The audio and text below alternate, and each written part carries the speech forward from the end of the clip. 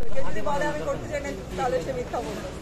কিন্তু ইদানিং তো আমরা দেখছি যে শাকিব খানের সাথে বাংলাদেশি নায়িকারা অভিনয় করতে চায় না, বেশিরভাগ ইন্ডিয়ান নায়িকারাই করছে। আপনি এটা হলো ভুল জানেন। শাকিব খানের সাথে বাংলাদেশে অনেক নায়িকারা সিনেমা করতে চায়, বাট ডিরেক্টররা আসলে একটু ডিফারেন্ট কিছু চাচ্ছে এবং শাকিব খান অনেক ভালো কিছু ডিজার্ভ করে। বাংলাদেশে অনেক ভালো ভালো নায়িকা আছে এবং তাদের সাথে অনেক কাজ করেছে, হয়তো সে বাইরেও সবার সাথে কাজ করছে, দ্যাটস ওয়াই করছে। কিন্তু সবাই চাই একটু ভালো কোনো একজন আর্টিস্টের সাথে কাজ করতে। যে আমরা আসলে যখন একটা সেটে কাজ করি তখন তো কো আর্টিস্টের কাছ থেকে অনেক কিছু শিখি। তো সাকিব ভাই অনেক ভালো একজন অ্যাক্টর, তো ডেফিনেটলি নায়িকারা চাবে তার সাথে স্ক্রিন শেয়ার করতে, তার কাছ থেকে ভালো কিছু শিখতে। দ্যাটস ইট, এই জন্য হয়তো বড় পর্দায় যদি সর্বপ্রথম আপনার শাকিব খানের সাথে কোনোভাবে অভিষেক হয়ে যায়। ফর ইউর কাইন্ড ইনফরমেশন, আমার 2017 সালে অভিষেক হয়েছে। আমি জাজ মাল্টিমিডিয়া থেকে প্রথম সিনেমা করেছি।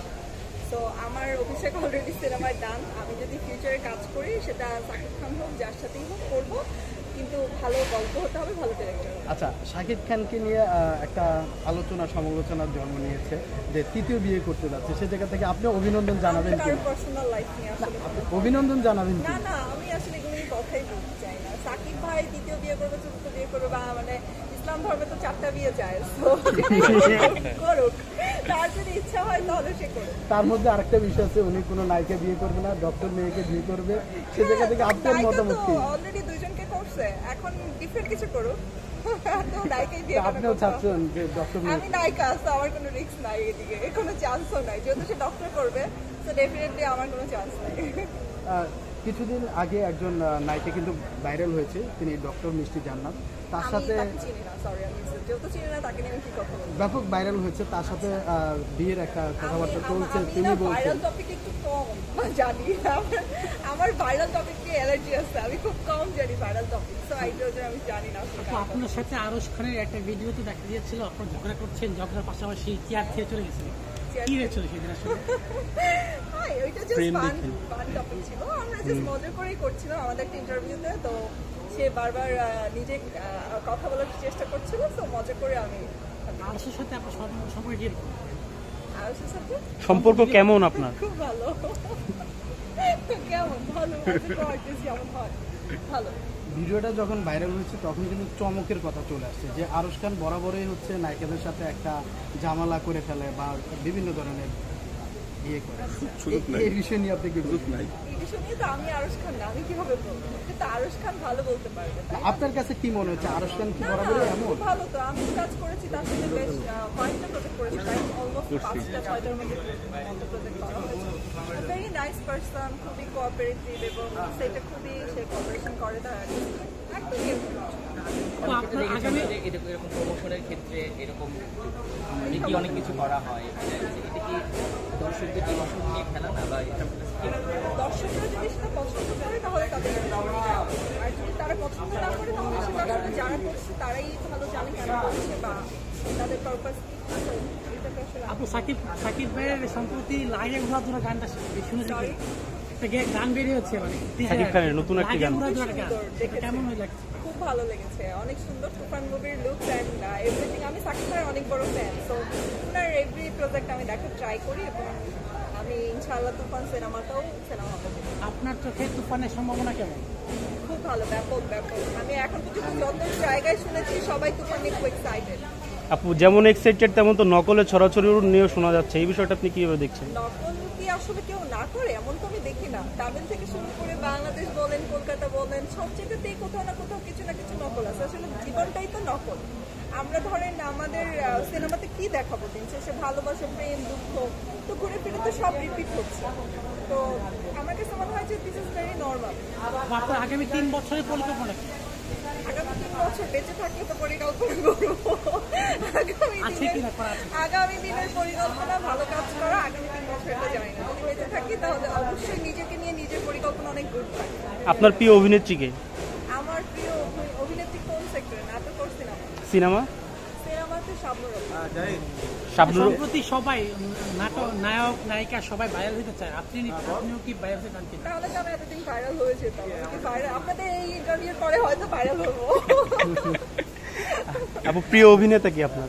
আমার প্রিয় অভিনেতা নাটক আর সিনেমা দুটাতেই? নাটকে হচ্ছে আগের নাকি এখনকার? যে সময় হোক। হুমায়ুন স্টার আর হচ্ছে চঞ্চল ভাই, আর সিনেমাতে হচ্ছে সাকিব খান। সাকিব খান যদি তার সিদ্ধান্ত পরিবর্তন করে অর্থাৎ সে তৃতীয় বিয়ে করবে এবং ডাক্তার না যদি আমাকে যদি করে। আপনি তো সুন্দর। চান্স নেবেন। আমার এখন বিয়ে করার কোনো প্ল্যান নেই, আর এরকম কোনো চান্স আসবে না আমার। বিয়ের বয়স হয়নি? না আপনি যদি- বিয়ের বয়স হয়নি? যদি অফারটা আসে, আমি এখন অনেক ছোট, আমার বিয়ের যদি বয়স। যদি আপনার কাছে অফারটা আসে তখন আপনি কি করবেন? আমার কাছে প্রপোজাল আসলে যদি আমার ফ্যামিলি রাজি থাকে আমি বিয়ে করে ফেলবো, আমি ডেফিনেটলি বিয়ে করবো। এরকম একজন পার্সনকে কে বিয়ে করতে না চাইবে? কিন্তু অনেকে তো বুবলি অপুর সংসারে ঢুকতে চায় না, আপনি কি এই দুজনের আমি ভিতরে যখন ঢুকতে তো কাউকে বিয়ে করবো তখন তো আমি আগে জেনেই নিব যে তার সংসারে আমি ছাড়া আরো কেউ আছে কিনা। যদি না থাকে তাহলে করবো, যদি থাকে তাহলে করবো না। মানে অ্যান্সার দুজনের সাথে টিকতে পারবেন, সে কনফিডেন্স আছে? দুজনে। আমি তো ফার্স্টেই অ্যান্সারটা দিলাম যে আমি যখন বিয়ে করবো তখন আগেই তার ব্যাপারে খবর নিব যে সে সিঙ্গেল কে। যদি সে সিঙ্গেল হয় তাহলে তো আসলে আর দুজন তিনজন কেউই নাই জীবনে। তাহলে তৃতীয় নাম্বার ওয়াইফ হতে যাচ্ছিল আপনি? না, আমি কোনো কারো তৃতীয় নাম্বার, চতুর্থ নাম্বার, পঞ্চম নাম্বার ওয়াইফ হতে চাই না। আমি চাই যে যদি আমার কাছে বিয়ের প্রপোজাল আসে সাকিব খানের, তাহলে আমার ফ্যামিলিকে জানাবো, তারা যদি ভালো মনে করে বিয়ে দিবে। That's it. তো আপনি ভালো অভিনয় করেন, কিন্তু বিষয়টা হচ্ছে সম্প্রতি আমরা জানি যে আলোচনা হয় বাংলাদেশে নাকি নায়িকা সংকট। আপনার দৃষ্টিকোণ থেকে কি মনে হয়? মিথ্যা কথা, এগুলো সব মিথ্যা কথা। বাংলাদেশে অনেক সুন্দর সুন্দর ট্যালেন্টেড মেয়ে আছে, বাট আমার কাছে মনে হয় যে তাদেরকে আসলে প্রপার গাইডলাইন দেওয়া হচ্ছে না, প্রপারলি কাজের জন্য অফার করা হচ্ছে না। তাও ডেফিনেটলি অনেক নায়িকা আছে, বাট কাজের জন্য কাউকে না হচ্ছে। আপনার যোগ্যতা নিয়ে আপনার কনফিডেন্ট কত? আমার যোগ্যতা নিয়ে আমি যদি এখন একটা ওভার কনফিডেন্ট হয়ে যাই তাহলে তো আমার কনফিডেন্ট লেস হয়ে যাবে। আমি আমার যোগ্যতা নিয়ে কনফিডেন্ট অবশ্যই, কিন্তু অনেক বেশি ওভার কনফিডেন্ট না। কাজের জন্য আমি চেষ্টা করছি নিজেকে গ্রো আপ করার, চেষ্টা করছি ভালো কাজ করার। ডিরেক্টর প্রডিউসারদের ইদানিং দেখি যে বাইরের নায়িকা নিয়ে কাজ করার যে প্রবণতা, এখান থেকে কি বোঝা একটা উপলব্ধি করেন? এটা যার যার পার্সোনাল ইস্যুস, এবং হচ্ছে যে আসলে কিভাবে তার গল্পের নায়িকা চুজ করবে, নায়ক চুজ করবে, এটা তো আসলে তার ব্যাপার। আর আমি মনে করি বাংলাদেশের নায়িকারাও তো কলকাতায় গিয়ে কাজ করে, তাহলে তো তারাও বেরিয়ে যাবে, তখন তো বাংলাদেশের মেয়েগুলোও কাজ করতে পারবে না কলকাতায় গিয়ে, রাইট? তো ওই জায়গা থেকে মনে হয় যে ডিরেক্টরের কল, এটা আসলে কাকে নিবে, কাকে নিয়ে কাজ করবে, এটা নিয়ে আসলে ভাইয়ের সাথে আমি একটু যোগ করি। যেমন ডিরেক্টররা বলছে যে নায়িকার অভাব, তেমনি অনেক নায়িকা মডেল বলছে যে গিভ অ্যান্ড টেকের একটা বিষয় চলে আসে, সেই কারণে হয়তো আমরা গিভ অ্যান্ড টেকে রাজি হইলে বিদায় ওনারা পাচ্ছে না নায়িকা। আপনার মতে কি? খুব সস্তা চিন্তা ভাবনা। কারণ কি, যখন একটা ফিল্মের জন্য, আমি ফিল্মের উদাহরণ দিই, যদি যখন একটা ফিল্মের জন্য 3 কোটি 4 কোটি টাকা বাজেট নিবে, আপনার কি মনে হয় একটা নায়িকাকে শুধুমাত্র গিভ অ্যান্ড টেকের জন্য কাস্ট করা হয়? দিস ইজ মানে really lame topic and lame question আমার কাছে মনে হয়, সরি টু সে। কারণ হচ্ছে আমাদের এখানে ইন্ডাস্ট্রিতে সাপোজ তুফান সিনেমার কথা চিন্তা করি, তো তুফান সিনেমাতে বাংলাদেশে অ্যাভেলেবেল নায়িকা ছিল না, বা এরকম ধরনের অপরচুনিটিস তো অফার অনেকেই দেয় বা করতেছে, তো তাহলে তো তাদেরকেই কাস্ট করা হতো, তাহলে নিশ্চয়ই ট্যালেন্টদেরকে কাস্ট করা হতো না। আর ইভেন আপনি অল ওভার চিন্তা করেন, অল ওভার এখন পর্যন্ত বাংলাদেশের লাস্ট 2-3 বছরে যতগুলো কাস্টিং হয়েছে, যতগুলো সিনেমা হয়েছে, প্রত্যেকে ট্যালেন্টেড। হাওয়া থেকে শুরু করে যারা নায়িকারা আছে, নাবিলা আপু যেমন তুফান করতে গেছে, she is very talented artist. তো সেখানে কি আপনার মনে হয় যে এইসব ধরনের কোশ্চেন মার্কের জন্য কোনো কিছু আটকে আছে? ডেফিনেটলি না।